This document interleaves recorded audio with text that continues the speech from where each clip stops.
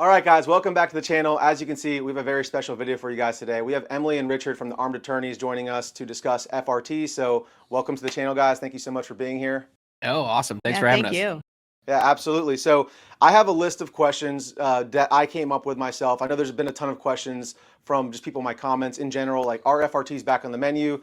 You guys being the experts in this field, I really appreciate you coming on the channel to kind of educate my subscribers. And also, while we're talking about it, please go head over to the Armed Attorneys YouTube channel and subscribe to their channel. They put out phenomenal content. I'm not just saying this because they're here talking to me. I've been a long time subscriber of their channel, and it's where I get a lot of my updated 2A news. So go ahead and check them out and subscribe to their channel. I wanted to start off with a little bit of a background, legal definitions. I'm sure most gun owners who are researching this type of video know the definition of what a machine gun is, but I have it here. I just wanted to read it out loud. So the NFA, right, defines a machine gun as any weapon which shoots is desired to shoot or can be readily restored to shoot automatically more than one shot without manual reloading by a single function of the trigger.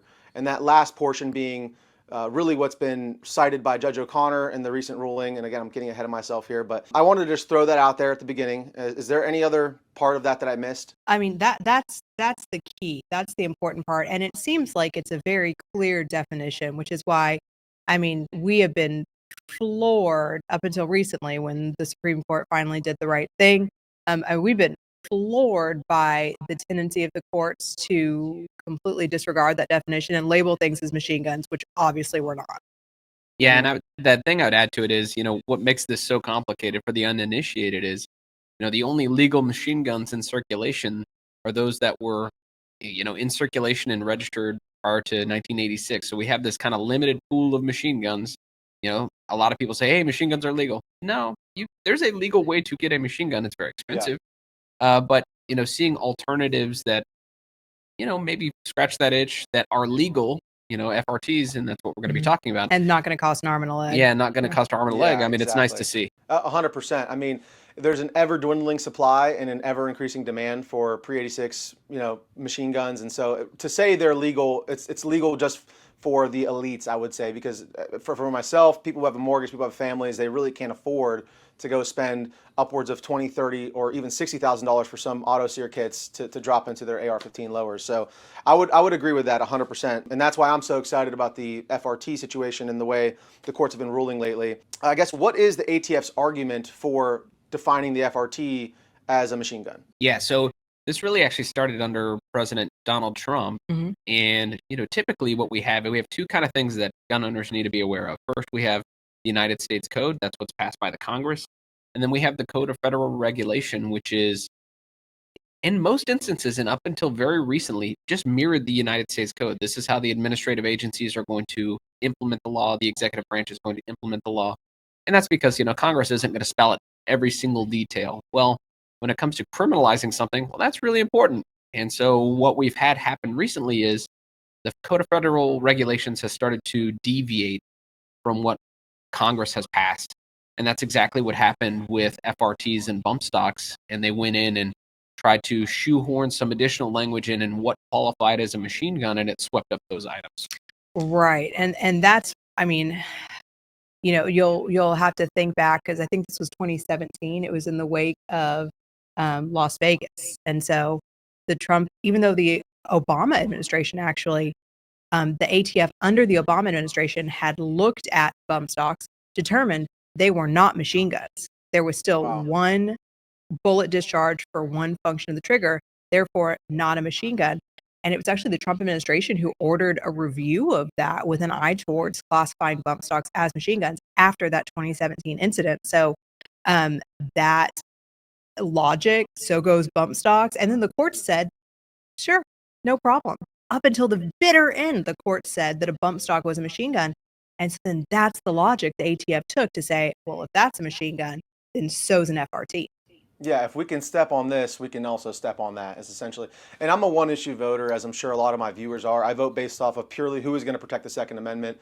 And a lot of people, give Trump this blanket immunity, saying like unfortunately, he was the better option, obviously, but there's still a lot that can be improved. And we're hopefully seeing that his latest term, obviously, because he's got nothing to lose. He's not seeking re-election. I'm still hopeful that it'll still continue to go in the way of pro-gun rights, which we see starting to happen. Something I had in my notes with the recent Pam Bondi firing of the ATF Attorney Counsel. Do you guys know anything about that? How do you think that will affect the ATF moving forward? Yeah, so I mean that's I'll say that's breaking news. As far as I'm aware, that happened yesterday. We had a longtime DOJ attorney who then became, the attorney for the ATF. Just been given the "you're fired" treatment, and so I'm hopeful. I've heard mixed reviews on Bondi. I mean, I'll judge people based on their actions. Some of the stuff she did in the state of Florida, maybe not ideal. But Bondi works for Trump, right? But ultimately, at the end of the day, exactly right. We haven't been alarmist about it because ultimately, I mean, it is her job to carry out the Trump administration's desires. So we got to rely on President Trump, I think, to do the right thing. Yep. So as far as Judge O'Connor's ruling, that's kind of what I've considered and what most people have considered as putting FRTs back on the menu, at least temporarily or for now. It is my understanding the ATF is appealing this decision, but could you guys speak to what Judge O'Connor said and what he cited in his statement when he struck down the ATF's illegal overreach? Sure. I mean, he really relied upon the Cargill decision, which is inescapable. Again, bump stocks, FRTs, I mean, different items, obviously, but the reasoning is exactly the same. And so once the Supreme Court made the decision in Cargill that bump stocks are not machine guns, there was absolutely no logic left to argue that an FRT was a machine gun because we're still living in the same world.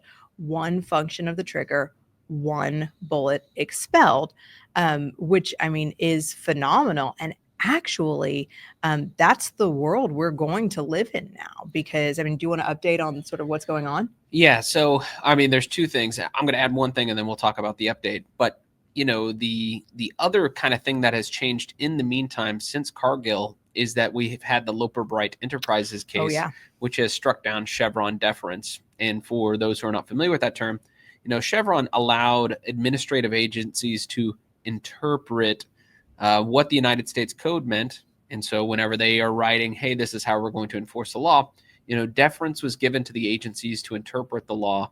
And guess what?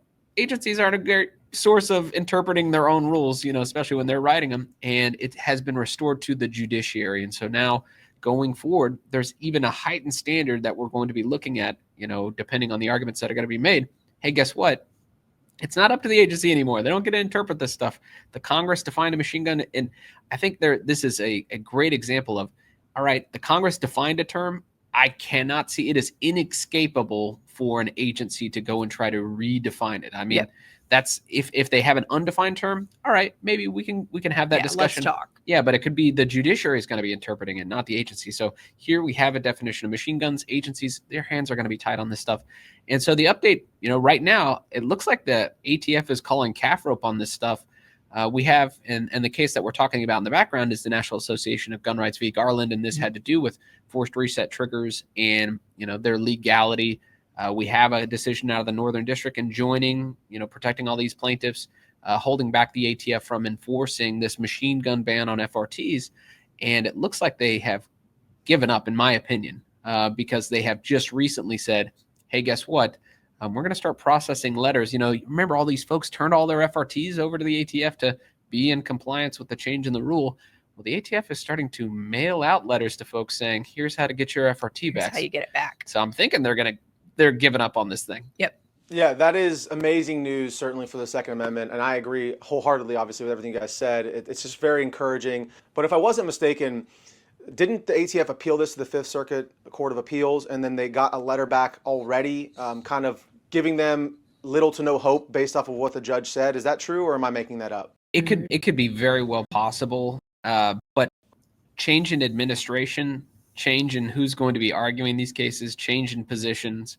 I think if the ATF just a few days ago started saying we're going to start mailing back FRTs or letting you know how to get back your FRTs, there's definitely been a change in policy. And while an appeal may be pending, it sounds like they are kind of mooting themselves. Kind of sticking with the topic of administration, new administration coming in, the Trump administration making a lot of changes, appointing a lot of really pro 2A. However you feel about Pam Bondi, I know she doesn't have the best track record with red flag laws in Florida and whatnot, but Kash Patel being the new head of the FBI has been very much involved with the GOA, as you guys are as well. If you guys just want to let everybody know as well your role in the GOA, because I learned that recently. Oh yeah, sure. We are their legislative counsel. So Richard has been very busy writing all the bills for this session in Texas. There are 11 GOA bills filed already? I think no, we're up. So I give myself room to grow, but yes, we start with like hey, let's file 11, and then people are always like, hey, we need this, we need that. So I think we're at maybe 16 now. Awesome. So, and then we're starting the sprint now. Bills are finally getting sent to the Senate. Hopefully they'll get sent to the House soon.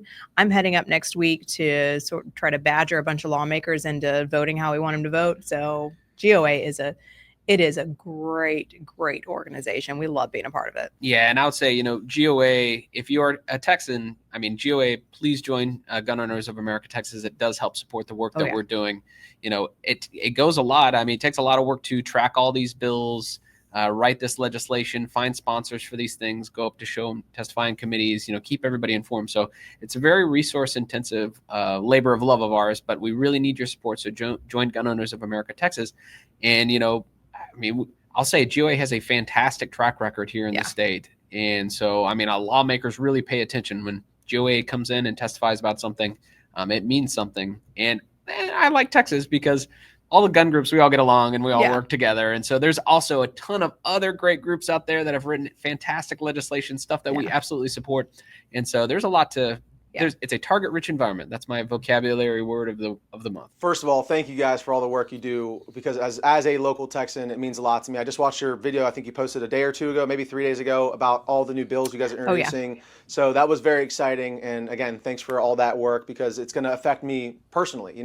Just getting back to the other conversation with the administration, do you think, because the FBI, if I'm not mistaken, is the parent organization over the ATF, and with Kash Patel being a vocal 2A supporter, do you believe that's going to affect the way the ATF interprets, enforces, and just goes about their daily stepping on Second Amendment rights? We're going to see a huge change in the ATF. We're going to see a huge change in their rulemaking. I know that I personally had been worried about the rule on stabilizing braces, because that was one that was, although enjoined, which was great, for those who can recall back, 2 years ago the saga started? Yeah. We had a proposed rule on stabilizing braces that was going to say stabilizing braces are short barrel rifles if they meet this very complicated point system, and we had a form laid out for it, and there was a ton of public comment, ton of public outrage, which the ATF did not care one bit about. And then they said, okay, here's our final rule, and it still restricted stabilizing braces basically in their entirety, but it was completely different from the proposed rule. That went to court, got challenged. It was struck down. It was struck from the CFR, which is awesome, but it was struck down not because it was a violation of our Second Amendment rights, but because they violated the Administrative Procedures Act by not giving a logical outgrowth from the proposed rule to the final rule. Basically, the public wasn't put on notice what the final rule was going to look like at all, based on what they proposed. And so I sat around terrified, especially during this election, that they were just going to propose the same rule that they had finalized as the proposed rule, get the public comment, and then put that into effect, which would have solved the problem. That would have been totally legal for them. And then it would have been up to us to come in and challenge it on Second Amendment grounds and see where that goes. We're not going to see that now. It's not going to happen. Yeah, so, big changes already. The rule was struck down because of a bait and switch, not because it violated the Second Amendment. So if they wouldn't have bait and switched, who knows? We may still be living in that world. But, I'm very hopeful with Kash Patel. Yeah. He has made comments about how he wants to make the FBI a constitutional-based organization, and I can only see good things happening from that. Yeah, so we've seen, we've got the stabilizing braces. That's already a big win. We've got not ripping away FFL licensees, FFL willful violations, right? So we're not stripping licenses away from gun stores who make clerical errors, calling everything that's a clerical error or willful violations. We're shutting everyone down. We've got already frames and receivers where they tried to criminalize ghost guns. We have, this extreme risk protective order office, that thing's getting shut That's down. going to go away. What constitutes engaging in the business, that's going to get messed with. So yeah, I mean, if nothing else happens, good for the Second Amendment, except the things that we already know have happened or are happening, we're in good shape. Yeah. Yeah, I agree. I think that there's a huge movement, obviously, and that's part of what I try to do with my channel, being a younger millennial. I guess not too young. The millennial generation's pretty large, but I'm 31, and I really just try to encourage more young people to defend the Second Amendment and get involved and write to the ATF when there's these comment periods and all that. But to go back to the pistol brace thing you were talking about again, I think Judge O'Connor did mention in his reply to the ATF about why he was denying their lawsuit for the FRT is that you can't just arbitrarily retroactively make a bunch of people who legally possess something criminals because you change your mind. And that's exactly what happened with pistol braces. And I think that's, I make videos, I make YouTube shorts, obviously using a registered SBR when I'm putting a stock on it, but I have a brace on it, and then I'll say, oh, you can get 10 years and $250,000 in fines by just putting this piece of plastic on here, and just showing how ridiculous it is and how easy it would be for some otherwise law-abiding individual to break the law and commit a felony, because that's what it is. It's entrapment, or it's scaring people. I look at it like they want to scare you enough so that you don't even want to look into buying an NFA item or buy a suppressor because of fear of breaking the law without knowledge. They want to make it so complicated. The regular individual who doesn't have time to sit down and research all this is just too scared to do that because they have too much to lose. The administrative confusion is absolutely a function of them trying to change the rules. I mean, that's not a bug. They want that. That's a feature. They love that. And they want people to be discouraged. They don't want folks to defend themselves. They don't want them to carry the weapon of their choice to defend themselves. And so, yeah, we experience that all the time. Let's just get into the nitty gritty. If someone is watching this video and they would like to buy an FRT, I am not an attorney. This is not legal advice. You guys can speak for yourselves, but what would you recommend? Again, if somebody wanted to buy one, does Judge O'Connor's ruling only protect National Association of Gun Right members? Does it protect everybody? Does it only protect those who buy rare breed FRTs specifically, or are other devices that are similar, function similarly, like the super safety? A lot of people are mentioning the super safety. Are they protected by that ruling?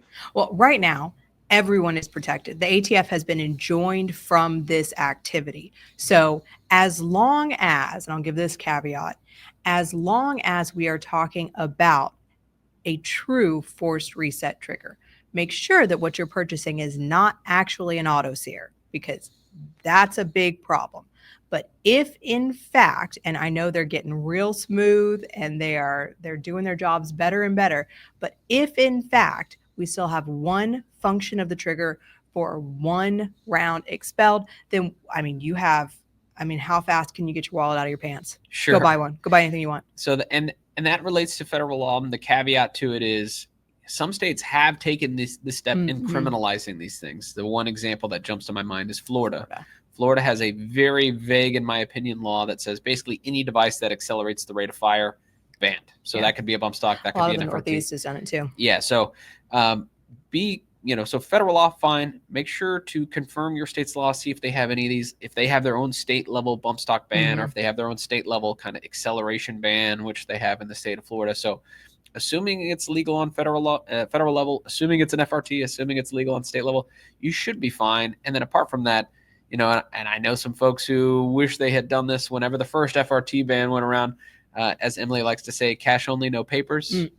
So, maybe you're purchasing this at a retailer with cash. You're not buying this online. We saw a bunch of FRT dealers basically get strong-armed into turning their customer lists over. That's who the ATF knew to send letters to, because they got all these customer lists. So, common sense with that stuff, but make sure it's an FRT. Yeah, I can definitely speak to the fact that they are getting smoother, but again, I think that it is very important. What you just said is very important, because that is, again, kind of what I've been recommending my friends to do. Because every time, and to Emily's point, like every time somebody sees me shooting this thing, they're like, where do I get one and take my money? And I've already, I say I've sold, I've have influenced people from just seeing my review or it working and how well it works I can name like probably 7 people who I will not name, who've already told me they are going out and finding one of these and sourcing one of these.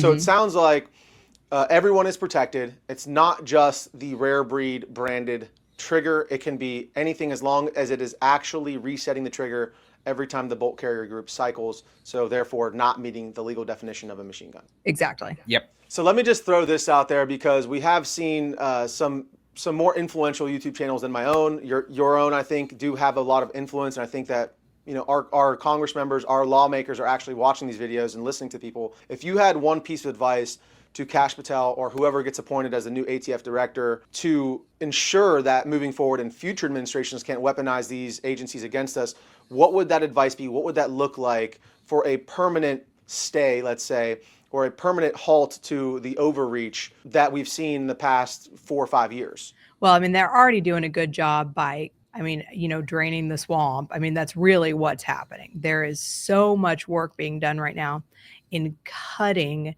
the jobs of career bureaucrats who are there not to work for the administration, who actually controls the regulatory body, but to work for themselves and to work mostly, I mean, let's be honest, on the side of democratic politics. And so getting those people out of the ATF is going to be incredibly important.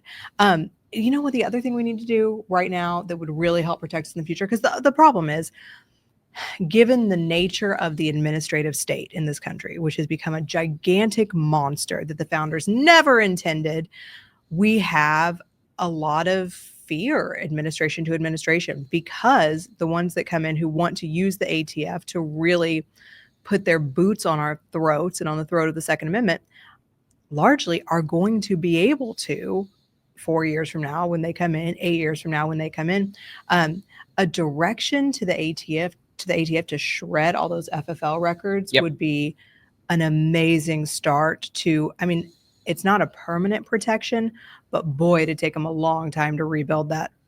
Not a registry they've got going. Well, and I think it would be worth their while as well. And there's no reason why they can't do this, is to look at all of the infringements we have to the Second Amendment. We have some laws written by Congress that are absolutely infringements. We absolutely have some that are in the Code of Federal Regulation. And try to conform this with the spirit of New York State Rifle and Pistol Association. Hey, is this within the ambit of the Second Amendment? Yes. All right. We need to look at this regulation. We need to look at this law, presume it's unconstitutional, and be truthful about this. If there's not a historical analog for or a dead ringer for this is something that would have been regulated at the time of the adoption of the Second Amendment, we need to adopt the policy that this needs to not be enforced until this thing gets challenged, or figure out a way to change the Code of Federal Regulations to where it's more constitutional, maybe even the United States Code. I think there's a lot of things that can be done, but that's my hope. Shred the Code of Federal Regulations. Yeah, shred the Code of Federal Regulations. I love it. And personally, I've been one of these people who abolish ATF. Is that realistic or not? That's a conversation for another day, I'm sure. But not that it wouldn't be great. Yeah. Well, you want to, exactly. and I'll add a little caveat to that. I mean, you don't want to abolish the ATF until these regulations, until these laws are gone. Because right now we have one Leviathan that we're fighting. All right, at least we are focused on a singular entity. If we get rid of the ATF without getting rid of these infringements, guess what? Now it's going to be scattered among the hundreds of government agencies. They're each going to give in their little piece of the pie. It's going to make the Second Amendment fight much more difficult. So let's fix the law, then get rid of the ATF. 100%. I couldn't agree more. And Brendan Herrera put out a video kind of talking about that a little bit, and it made a lot of sense to me, because I've been like, hey, abolish ATF, but then what happens afterwards? If the laws are still there that the FBI or the DOJ can still use to step on the Second Amendment, then they're still going to do so. So first and foremost, I think President Trump needs to appoint somebody who is pro-Second Amendment to lead the ATF, like Brendan Herrera, or there's been a couple other mentions that I think would be really great. And then from there, remove any weaponization capabilities of them through removing it and putting it into the code, as you guys just mentioned much more articulately than I can, so that in the future, whatever administration does come in, this is a hands-off topic, right? Whether you're Republican or Democrat, the Second Amendment is for everybody. It doesn't matter what you look like, what your background is. It is a fundamental human right that I believe everyone in the world should have, but we are blessed enough to live in the United States of America and have this right. So I do believe it's our duty to safeguard this right for future generations, and that's why the work you're doing is so important. Well, thank you. You too. Yeah, thank you. Thank you. And then I just want to finish it off with one last question for you guys. We've seen a few courts, I believe it was in Mississippi, rule that a gentleman who was found in possession of a machine gun was actually not charged. Do you guys know anything about that, or can you speak to that? And are we looking at getting, because I would love, and my ultimate goal is to get legitimate full auto re-legalized. Do you guys see that happening, or can you kind of speak to that a little bit? I see it happening.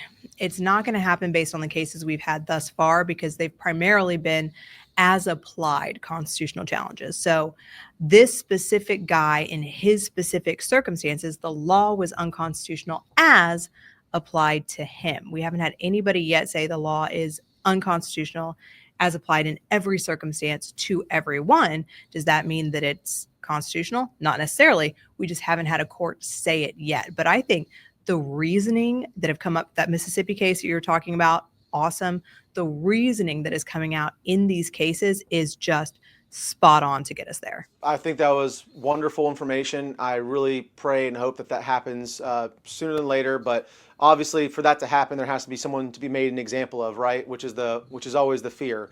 So I don't pray that happens to anybody, but also I do believe in the judiciary system and the Supreme Court. If it gets to that level, we'll see it as what it is an infringement on the Second Amendment. So any final thoughts you guys want to put out there to my viewers and to the world? I have to harp on it every time I talk to gun owners. These big wins, like think Texas's permitless or constitutional carry, don't get discouraged. There's several lifetimes of infringements that still need our attention, and I need folks to still be energized. Any infringement, can't tolerate any of this stuff, and we need people to keep fighting, not just kind of rest on their laurels. Keep fighting. Absolutely. I love that message. And to all my subscribers, please go check out the Armed Attorneys YouTube channel. They put out phenomenal content. Subscribe to them. Join the GOA. Join the GOA Texas. Keep the momentum we have going. I think it's really important to capitalize on that and just bring more people into the community. Share the love that we have, the passion that we have for the Second Amendment, because that's what it really is about. We all know what these are for, but they're to protect the things that we love and that we care about so dearly. And so nobody wants violence. You guys are doing it the right way, the legal way, and the way that our founders intended for it to be done, although it's become this Goliath, like you mentioned. So it takes a lot of work and a lot of resources, so go join those organizations and support you guys. So thank you guys so much again. I really appreciate you coming on the channel, and this has been extremely enlightening for me and I'm sure for all my viewers as well. Yeah, thank you. Yeah, our pleasure.